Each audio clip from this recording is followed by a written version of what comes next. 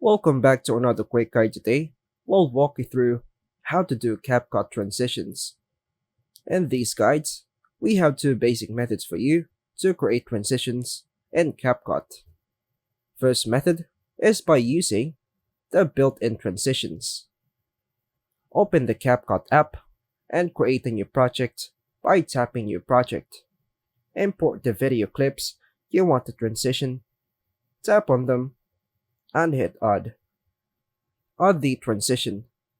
Arrange the clips on the timeline so they are placed next to each other. Tap the small white transition box between the two clips. Choose a transition style.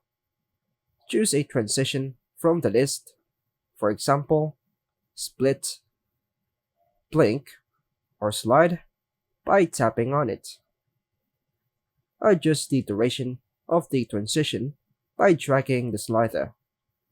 To apply, tap the check mark at the bottom right corner.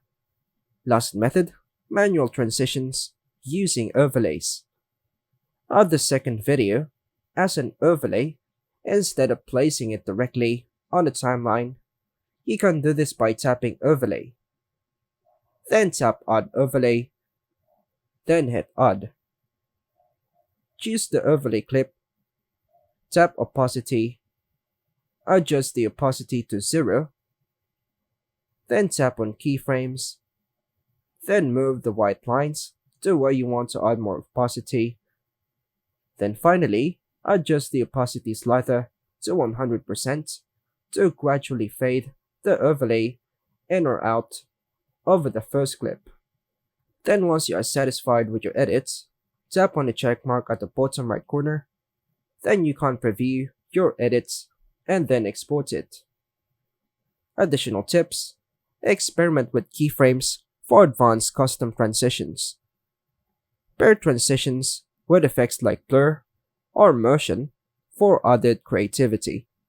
And that's all for now, folks. Thanks for watching.